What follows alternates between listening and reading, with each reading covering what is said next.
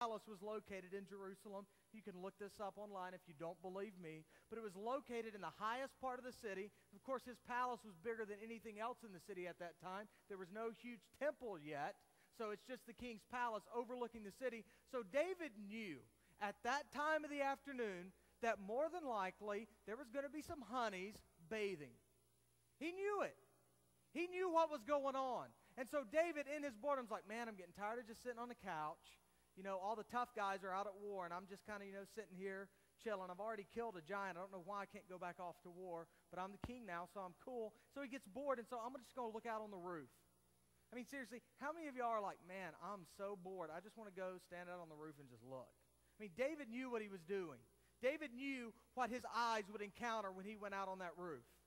And so as David goes out on this roof, as he's bored, he falls in the trap that many of you fall into. And I don't know any of your stories yet. I've heard some of your stories about where sometimes you've messed up.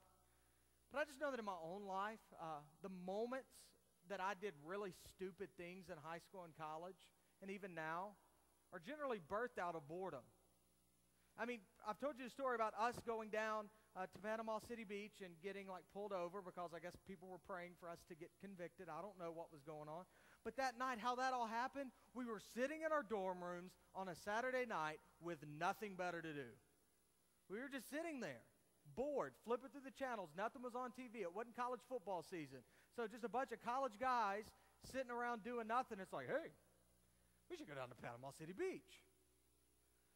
I got nothing else to do. Let's go, And it's just like out of boredom, we went and did something really stupid.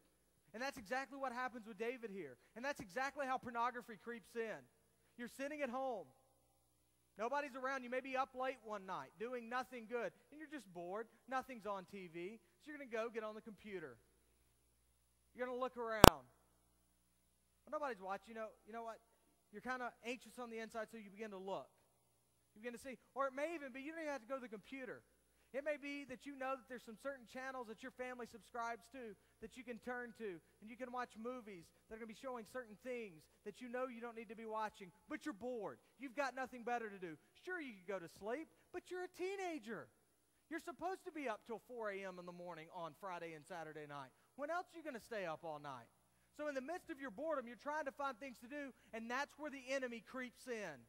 Because he catches you off guard. You're not sitting in that moment saying, hey, how can I sin right now? But at the same time, you're not thinking, how can I glorify God right now? Because you're bored. And so this desire to pursue something else, it grows in boredom. But then, we're warned. Look at the second part of verse number 2. Once he's on the roof of his house, and he saw from the roof a woman bathing, and the woman was beautiful. Get this, Bathsheba, she was smoking hot, okay? She wasn't like this ugly lady that David just went out and was like, man, an ugly naked woman. I don't want any part of her. No, she looked good.